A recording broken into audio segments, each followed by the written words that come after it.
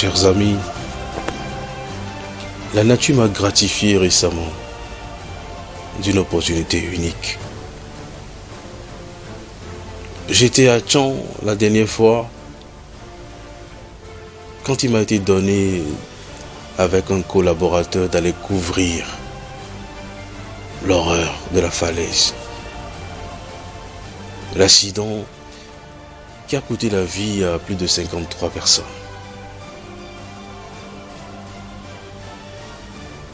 J'ai eu cette opportunité, chers amis, de voir de mes yeux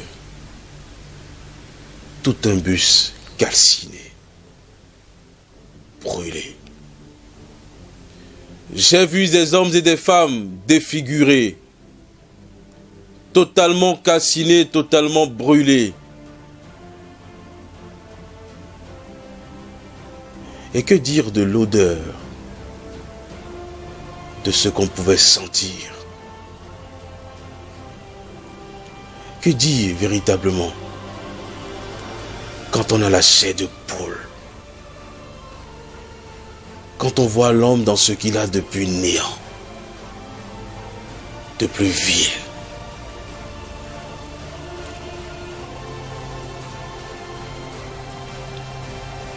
Chers amis, j'ai passé toute une journée à réfléchir.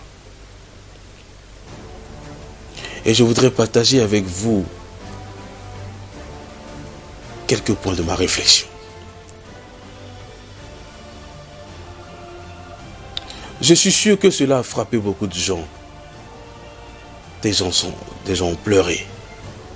Des gens ont été touchés profondément. Mais devrait-on rester uniquement à ces émotions de l'heure qui vont disparaître et laisser place après à la bière, à l'insouciance, à la beuverie, à l'agitation de toutes sortes? Ou devrait-on, si on est un peu plus intelligent, marquer une petite pause et laisser place à la réflexion?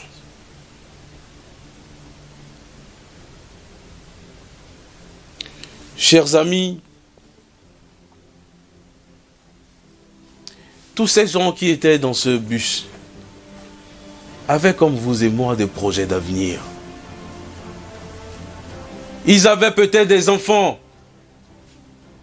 un conjoint ou une conjointe, des gens qui comptaient sur eux et qui savaient qu'ils étaient tout pour eux. Ces gens avaient des rêves sans doute. Ils avaient planifié leur futur. Ils savaient peut-être ce qu'ils allaient faire. Ils ont dit au revoir aux leurs. Il y avait des gens donc qui les attendaient aussi. Ils avaient des programmes. Ils avaient des maisons peut-être. Ils avaient des habits chics. Que pour rien au monde ils ne pouvaient donner à quelqu'un. Ils avaient peut-être des comptes en banque. Ils avaient peut-être des projets d'ouverture d'entreprise et je ne sais d'autres.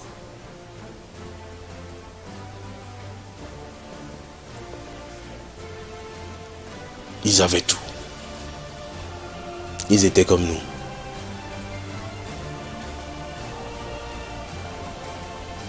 Et c'est arrivé. Ils n'avaient pas commis un péché que nous n'ayons jamais commis sur terre. Ils n'ont rien fait d'exceptionnel ou d'aussi maladroit pour qu'on pense que le sort s'acharne sur eux pour régler un compte particulier.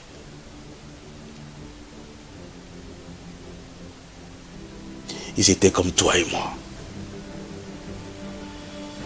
Et pourtant c'est arrivé. Dans ce bas monde, chers amis, il y a une certitude. C'est que tu vas mourir. La seule vraie chose, c'est que tu ne sais peut-être pas encore les circonstances de comment ça va arriver. Mais tu as la chance de voir pour les autres. Et cette chance devait t'aider à mieux réfléchir, à mieux reconsidérer le peu de temps qui te reste encore à vivre. Toi qui penses que tu as déjà tout, Toi qui penses que tu es peut-être immortel. Toi qui ne prends même pas le temps de demander pardon à quelqu'un. Toi qui ne prends pas le temps de penser à être plus humble.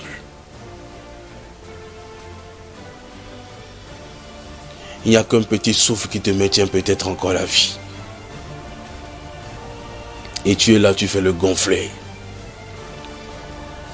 Laisse-moi te dire que tout ça peut aller en fumée. Que tout ce que tu as dans ton portable comme argent va se brûler. Que ce portable même que tu chéris tant peut totalement partir en fumée. Alors quelle leçon apprends-tu?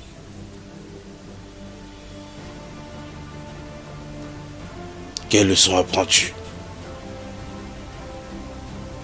Parce que dans ce bas monde, il n'y a pas de bonne mort, il n'y a pas de mauvaise mort. La mort de quelqu'un vient seulement nous rappeler que nous aussi, il arrivera un temps où on parlera de nous au passé. Et donc si tu as cette chance, cette opportunité de voir ce qui est arrivé à autrui, cela devrait te préparer déjà progressivement à sortir de ton insouciance, à sortir de tes beuveries et à réfléchir plus profondément à ta vie. De ce que tu dois faire au présent pour être sûr que dans le futur, même si tu n'es plus là, cela va rester avec beaucoup d'impact.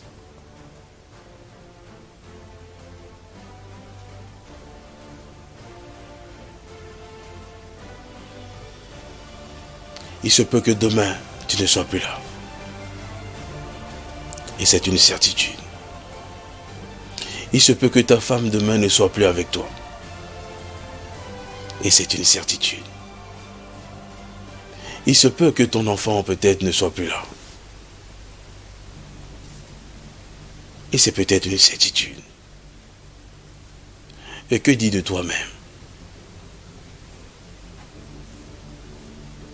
La vie sur terre, cher ami, c'est très peu de choses.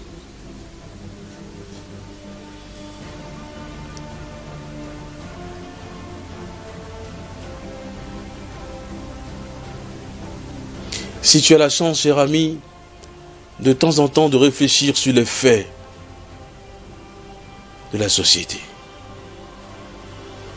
de réfléchir par rapport à tout ce que tu vis, ou que les autres vivent autour de toi, tu auras la possibilité de t'élever, de ne plus être un homme comme tous les autres, d'être quelqu'un de distingué. Parce qu'au moins, tu ne subis pas les événements. Tu te prépares même progressivement. Et si c'était toi, logiquement, qui étais aussi dans ce bus, si tu avais cette chance, cette opportunité de ne plus être là à m'écouter maintenant, qu'est-ce qu'on va gagner de toi? Qu'est-ce qui restera finalement de toi? Sans les palabres, les discussions inutiles. Toi qui sèmes le désordre dans ta famille, toi qui ne veux même pas laisser la possibilité aux autres de s'exprimer, toi qui brimes les gens, toi qui penses que il faut tout le temps aller en justice, il ne faut pas lâcher du lest, il faut pousser les gens à vomir ce qu'ils te doivent peut-être. Que vas-tu faire avec ta maison? Que vas-tu faire avec tant d'argent? Que vas-tu faire avec ton costume? Avec tes chaussures? Que vas-tu faire même avec ce téléphone? Tout est vanité. Tout ça n'est rien. Le feu peut le consumer. Le feu peut le consumer. Et donc il faut que tu réfléchisses un peu. de temps en temps, je pense qu'il sera opportun. Je pense qu'il sera utile. Que tu t'éloignes de tout ce qui te distrait.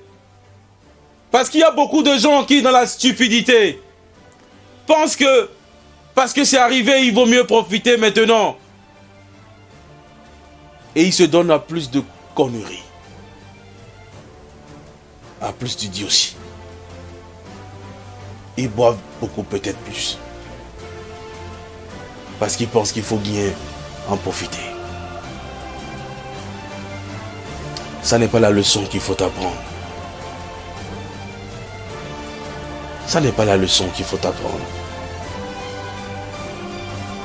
La leçon qu'il faut apprendre, c'est peut-être de savoir que tout finit. Et peut-être brutalement, que tout peut s'arrêter.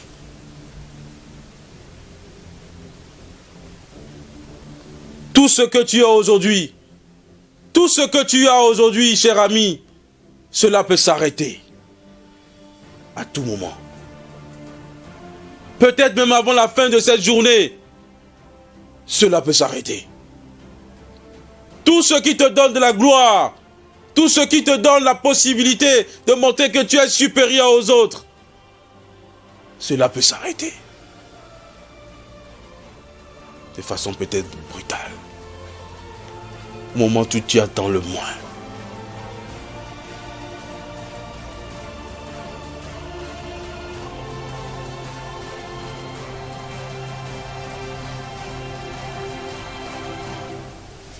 J'ai réfléchi.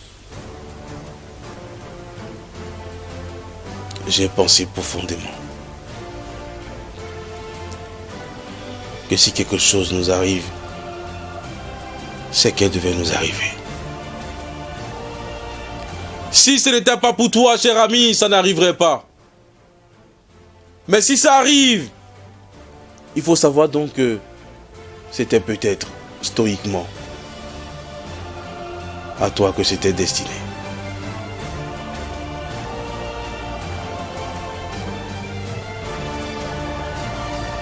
Aujourd'hui, il faut que tu réfléchisses et que tu vois profondément la manière dont tu dois réfléchir, la manière dont tu dois conceptualiser la vie. Ce que tu dois faire maintenant, cher ami, ça n'est pas d'avoir peur. Ça n'est pas de te lamenter. Ça n'est pas de pleurer. Parce que la vie se fout bien de tes pleurs et de tes peurs. Et malheureusement, cette peur pourrait venir à t'ankyloser la pensée et t'empêcher de faire ce qu'il faut faire, d'avancer. Maintenant que tu as la possibilité de savoir peut-être que tu es en train de passer les derniers instants de ta vie, il se peut bien. Alors, saisis l'opportunité de faire la paix autour de toi. Saisis l'opportunité de ne pas avoir les dettes envers les uns et les autres, envers ta femme. Être capable quand même de dire pardon. Être parfois pas capable de lui dire je t'aime, maintenant qu'il est temps. Laissez les problèmes. Simplifiez la vie. As-tu des enfants? Embrasse-les. Ne vois pas seulement les fautes, les erreurs qu'ils commettent. Ils sont bien des enfants, ça pourrait arriver. Ne vois pas surtout les bêtises, les petites fautes. As-tu un collaborateur? Témoigne-lui aujourd'hui la joie que tu as de vivre avec lui. Montre-lui ce qu'il a de bon. Montre-lui ce qu'il y a comme potentiel en lui. Dis-lui merci pour sa présence.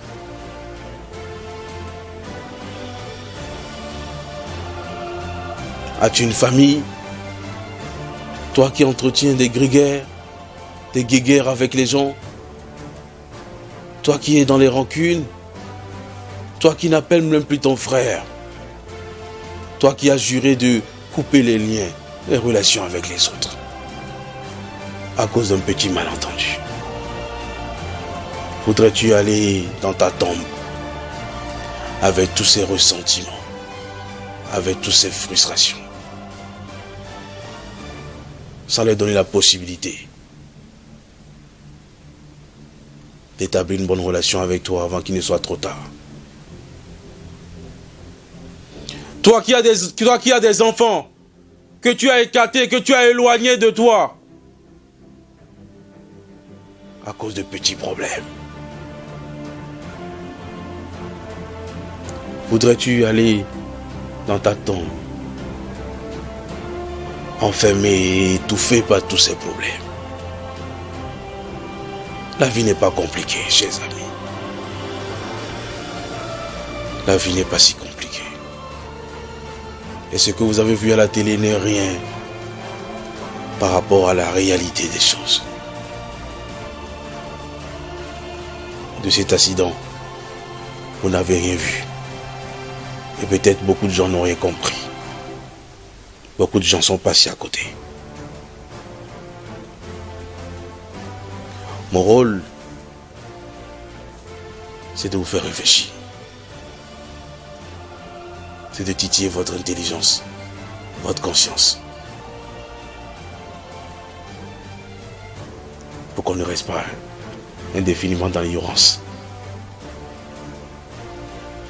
Ça n'est pas facile, je sais. Peut-être suis-je encore en train de remuer la plaie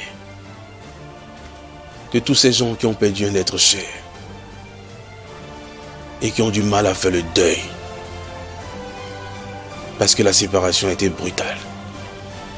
Je pense à tous ces conjoints, à toutes ces conjointes dont la vie a basculé depuis ce jour. Parce que celui ou celle qui y comptait le plus s'en est allé. Je pense à tous ces enfants qui sont devenus depuis un bout de temps orphelins et qui peut-être verront leur destin basculer à tout jamais. Et qui peut-être n'oublieront jamais ce jour.